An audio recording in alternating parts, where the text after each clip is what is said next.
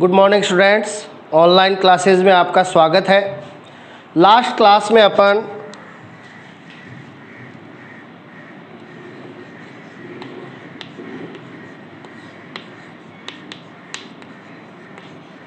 Niels Bohr का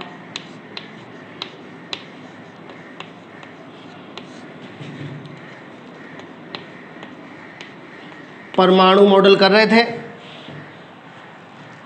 और अपन ने उसमें फर्स्ट पॉइंट बताया था क्या कि परमाणु में नाभिक के चारों ओर इलेक्ट्रॉन जिन ऊर्जा स्तरों में चक्कर लगाते हैं उन्हें कोश या कक्षा कहा जाता है। और फिर अपन ने किसी कोश में अधिकतम कक्षकों की संख्या बताई थी n² से, जहाँ पे स्मॉल n की वैल्यू होती है। स्मॉल n क्या होता है? ऊर्जा स्तर या कोश। और फिर अपन ने बताया था किसी कोश में अधिकतम इलेक्ट्रॉनों की संख्या निकालते हैं 2n² से, जहाँ पे भी स्मॉल n क्या है? ऊर्जा स्तर या कोश। और फिर अपन ने फोर्थ पॉइंट बताया था कि परमाणु में इलेक्ट्रॉन है वो उन्हीं ऊर्जा स्तर या कोश में चक्कर लगाता है जिनके कोणीय संवेग mvr का मान nh/2π के बराबर होता है। तो देखिए अपना फोर्थ पॉइंट था परमाणु में इलेक्ट्रॉन है वो उन्हीं कोशों में चक्कर लगाता है जिसके कोणीय संवेग mvr का मान बराबर हो nh/2π के। ये बताया था अपन ने। तो k कोश है उसके लिए स्मॉल n की वैल्यू 1, तो उसके लिए था ये 1h/2π या 0.5h/π। ये k कोश के लिए कोणीय संवेग आया था। l कोश के लिए स्मॉल n की वैल्यू 2, तो उसके लिए कोणीय संवेग आया था 2h/2π, या फिर 2 से 2 कैंसिल, तो ये h/π भी लिख सकते हैं इसको। m के लिए स्मॉल n की वैल्यू 3, तो कोणीय संवेग आया था 3h/2π, या फिर इसको लिख सकते हैं 1.5h/π। ठीक है। n कोश के लिए स्मॉल n की वैल्यू 4, और इसके लिए लिख सकते हैं अपन 4h/2π, या फिर इसको लिख सकते हैं 2h/π। ठीक है। अल्फा कोश के लिए स्मॉल n की वैल्यू 5, तो इसके लिए लिख सकते हैं कोणीय संवेग mvr बराबर 5h/2π या 2.5h/π। ठीक है। तो ये विभिन्न कोशों के लिए कोणीय संवेग mvr की क्या है? वैल्यू है। अब देखिए यहाँ पे जो स्मॉल n है, यहाँ पे स्मॉल n तो बताता है किसको? कोश या ऊर्जा स्तर को। यहाँ स्मॉल n किसको व्यक्त करता है? कोश या ऊर्जा स्तर को व्यक्त करता है। और यहाँ पे h है, h यहाँ पे होता है प्लांक स्थिरांक।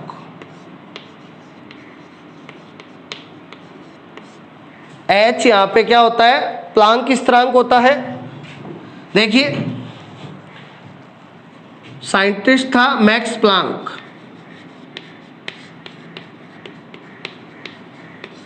और मैक्स प्लांक ने एक ऊर्जा समीकरण दी थी।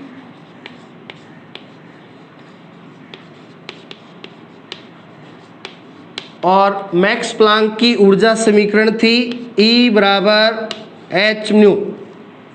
मैक्स प्लांक की ऊर्जा समीकरण क्या थी? E बराबर hν। ठीक है। अब देखिए यहाँ पे E है वो तो ऊर्जा, E क्या है? ऊर्जा। न्यू यहाँ पे है आवर्ती, न्यू क्या है आवर्ती, और एच है वो यहाँ पे है प्लांक स्थिरांक। एच यहाँ पे क्या होता है प्लांक स्थिरांक होता है। अब देखिए जो एच है प्लांक स्थिरांक, इसकी वैल्यू होती है 6.62 गुणा 10 की घात -34 जूल इंटू सेकेंड।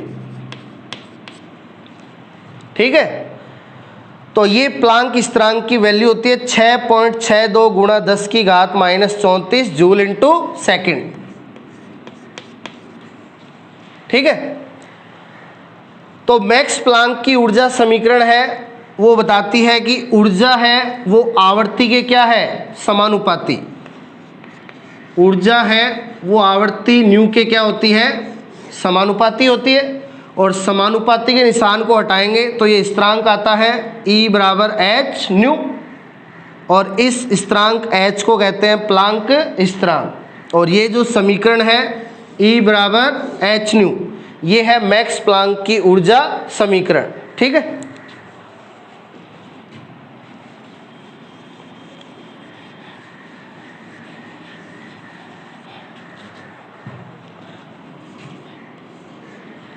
अब देखिए यहाँ पे स्मॉल n है वो हो गया कोस या ऊर्जा स्तर, h है वो हो गया प्लांक स्थिरांक।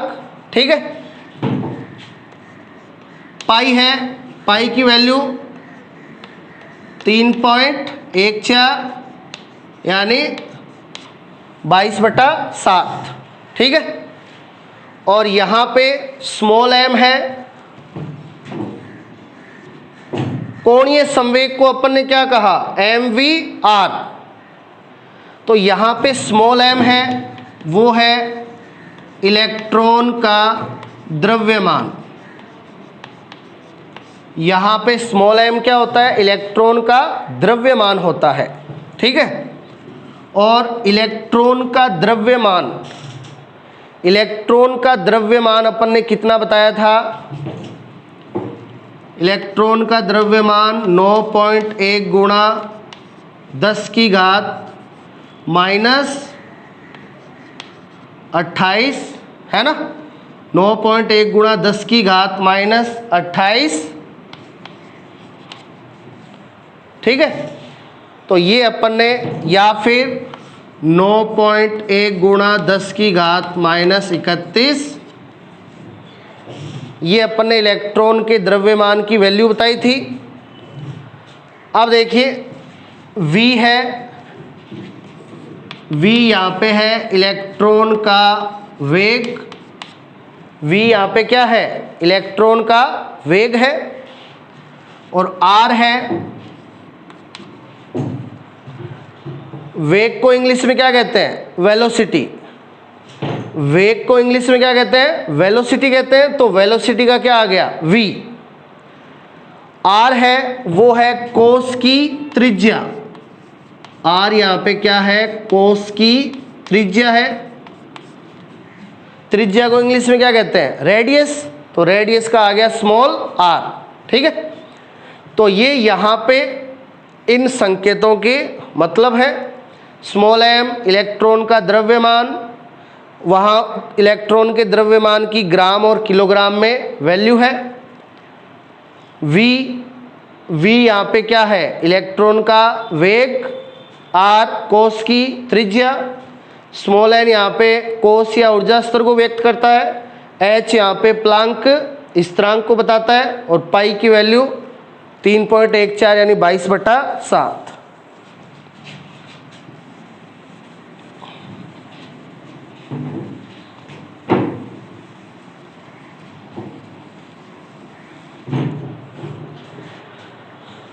अब देखिए यदि अपने पास यहाँ पे क्वेश्चन आ जाए कि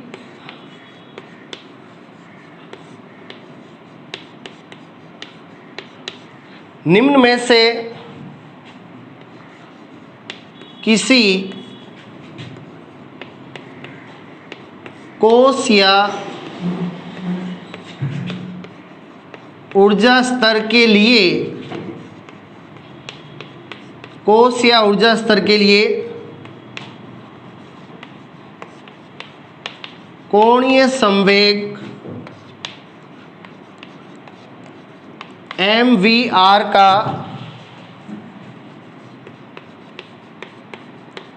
कौन सा मान संभव नहीं है।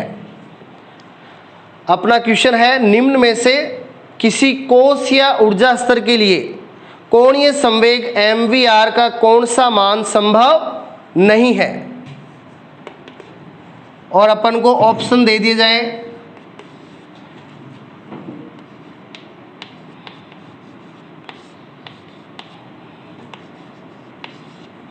जीरो 0.5 h बटा पाई, h बटा पाई,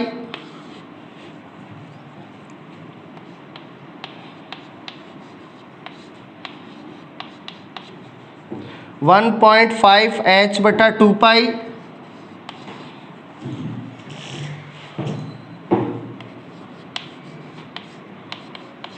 और 2h बटा पाई।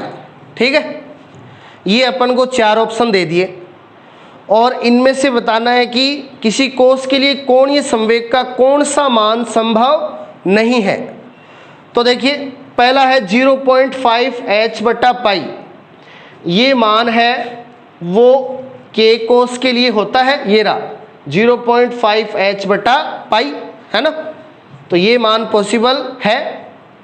दूसरा है h बटा पाई, तो देखिए L कोश के लिए h बटा पाई होता है, L कोश के लिए या तो होता है 2h बटा 2 पाई या होता है h बटा पाई, तो h बटा पाई है वो भी पॉसिबल है।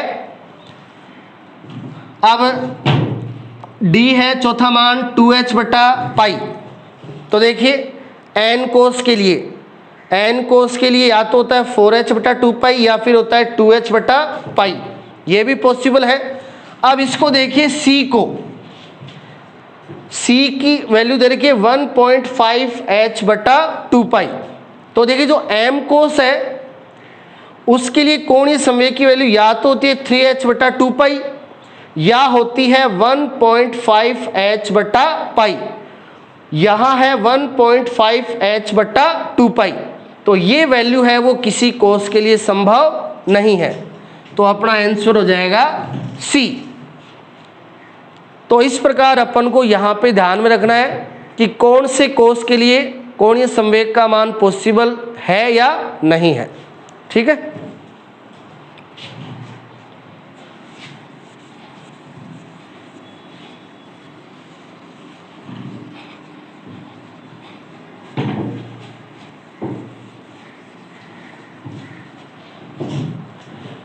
तो ये अपना नील्स बोहर का चौथा पॉइंट हो गया।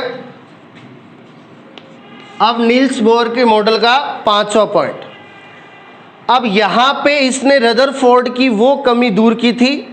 रदरफोर्ड ने कहा था ना कि रदरफोर्ड की कमी बताई थी किसने, क्लार्क मैक्सवेल ने, कि इलेक्ट्रॉन कोई आवेशित कण है वो कक्षा में चक्कर लगाएगा, वर्ताकार कक्षा में चक्कर लगाएगा, तो प्रत्येक चक्कर के बाद उसकी ऊर्जा में क्या हो जाएगी, हानि, और लगातार उसका चक्कर छोटा होता जाएगा और लास्ट में वो कहाँ गिर जाएगा, नाभिक में गिर जाएगा।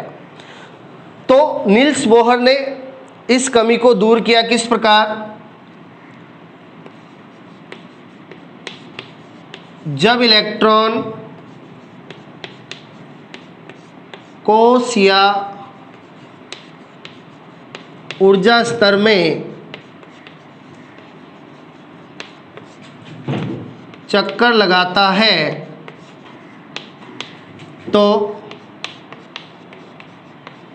उसकी ऊर्जा में हानि नहीं होती है, क्योंकि इलेक्ट्रॉन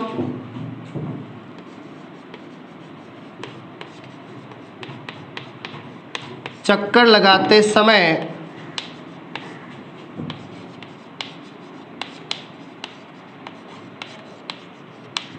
निम्न ऊर्जा स्तर से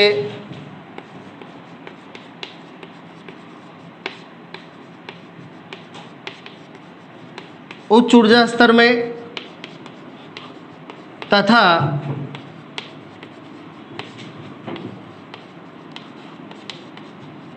उच्च ऊर्जा स्तर से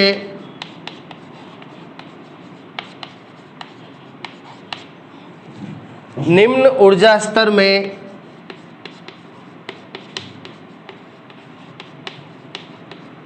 संक्रमण करता रहता है।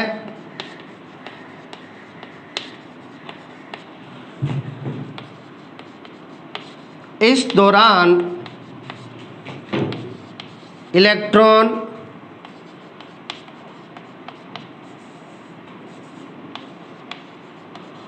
ऊर्जा को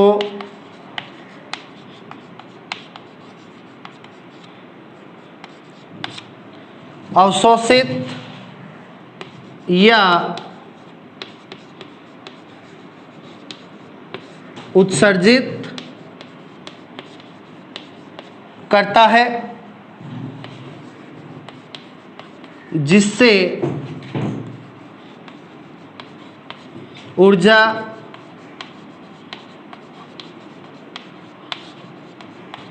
संतुलित हो जाती है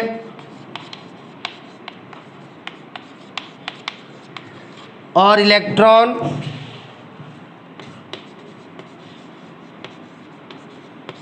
निश्चित कक्षा में चक्कर लगाता रहता है। तो ये इसने स्पष्टीकरण दिया कि जब इलेक्ट्रॉन कोश या ऊर्जा स्तर में चक्कर लगाता है तो उसकी ऊर्जा में हानि नहीं होती है, जबकि इलेक्ट्रॉन चक्कर लगाते समय निम्न ऊर्जा स्तर से उच्च ऊर्जा स्तर में तथा उच्च ऊर्जा स्तर से निम्न ऊर्जा स्तर में संक्रमण करता रहता है और इस दौरान इलेक्ट्रॉन ऊर्जा को या तो अवशोषित करता है या उत्सर्जित करता है। तो इससे ऊर्जा है वो क्या हो जाती है, संतुलित हो जाती है और इलेक्ट्रॉन निश्चित कक्षा में चक्कर लगाता रहता है। अब देखिए इस पॉइंट को अपन डायग्राम से क्लियर करेंगे।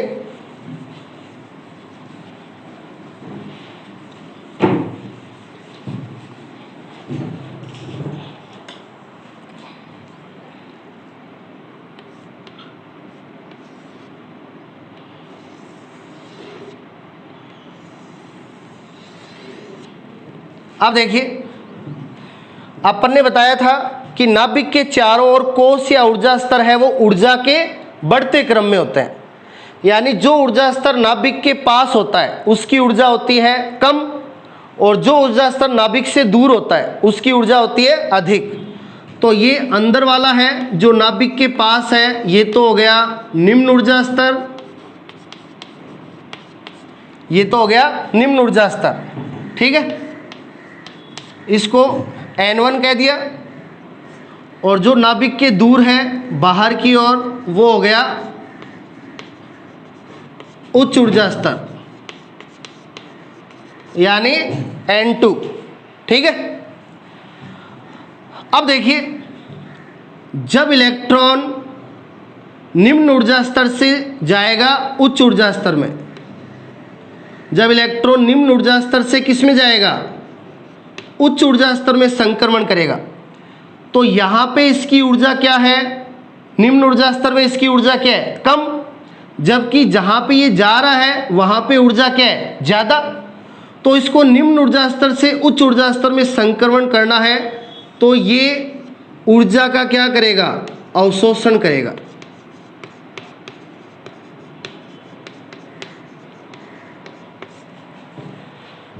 तो यदि इलेक्ट्रॉन निम्न ऊर्जा स्तर से उच्च ऊर्जा स्तर में संक्रमण करता है तो ये ऊर्जा का क्या करता है, अवशोषण करता है, ठीक है। और यदि इलेक्ट्रॉन उच्च ऊर्जा स्तर से संक्रमण करता है किसमें, निम्न ऊर्जा स्तर में, यदि इलेक्ट्रॉन उच्च ऊर्जा स्तर से संक्रमण करता है किसमें, निम्न ऊर्जा स्तर में, तो यहाँ पे इसकी ऊर्जा ज़्यादा है और जहाँ पे संक्रमण कर रहा है वहाँ पे ऊर्जा क्या है, कम है। तो इस दौरान ये ऊर्जा का क्या करेगा, उत्सर्जन करेगा।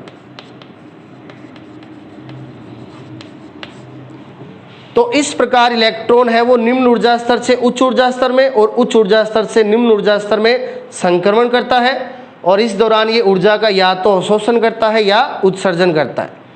अवशोषण तो कब करेगा, जब इलेक्ट्रॉन निम्न ऊर्जा स्तर से संक्रमण करेगा किसमें, उच्च ऊर्जा स्तर में। और ऊर्जा का उत्सर्जन कब करेगा, जब इलेक्ट्रॉन उच्च ऊर्जा स्तर से संक्रमण करेगा निम्न ऊर्जा स्तर में। ठीक है, अब देखिए यहां पे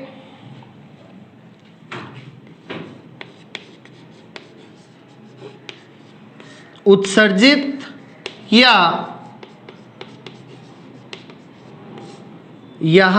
उत्सर्जित या अवशोषित ऊर्जा, उत्सर्जित या अवशोषित ऊर्जा को E से शो करेंगे, और ये बराबर होगी E2 माइनस E1 के। उत्सर्जित या अवशोषित ऊर्जा E बराबर होगी E2 माइनस E1 के। अब यहाँ पे E2 तो होगी उच्च ऊर्जा स्तर की ऊर्जा, E2 यहाँ पे होगी उच्च ऊर्जा स्तर की ऊर्जा, और E1 यहाँ पे होगी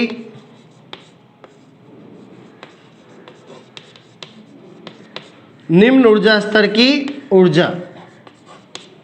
ठीक है, तो यहाँ पे ये उत्सर्जित या अवशोषित ऊर्जा है, इसको E बराबर E2 माइनस E1 से निकाल सकते हैं। E2 उच्च ऊर्जा स्तर की ऊर्जा, E1 निम्न ऊर्जा स्तर की ऊर्जा। अब देखिए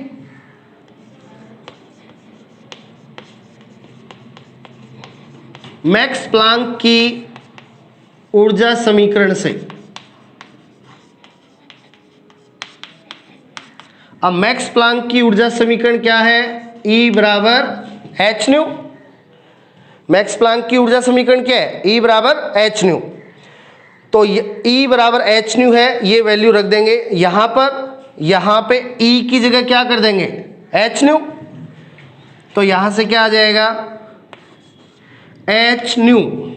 E की जगह क्या रख दिया, h न्यू, प्लांक की ऊर्जा समीकरण से। तो h न्यू बराबर हो जाएगा E2 minus E1। h new बराबर हो गया E2 माइनस E1। तो यहां से न्यू बराबर E2 माइनस E1 बटा h, ये आ गया। तो ये जो समीकरण है न्यू बराबर E2 माइनस E1 बटा h, यहाँ पे न्यू क्या है, आवर्ती। न्यू क्या है, आवर्ती। तो यहां से न्यू आवर्ती बराबर आ गया E2 माइनस E1 बटा h। E2 उच्च ऊर्जा स्तर की ऊर्जा, E1 निम्न ऊर्जा स्तर की ऊर्जा, h प्लांक स्थिरांक, और न्यू आवर्ती। अब न्यू आवर्ती है तो इसे बोहर की आवर्ती समीकरण कहा जाता है।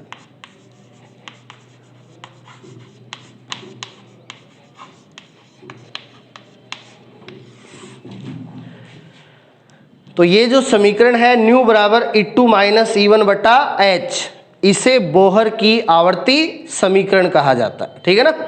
तो इसको किस प्रकार से निकालोगे, यहाँ पे जब इलेक्ट्रॉन उच्च ऊर्जा स्तर से निम्न ऊर्जा स्तर में या निम्न ऊर्जा स्तर से उच्च ऊर्जा स्तर में संक्रमण करेगा तो ऊर्जा का या तो अवशोषण करेगा या उत्सर्जन करेगा।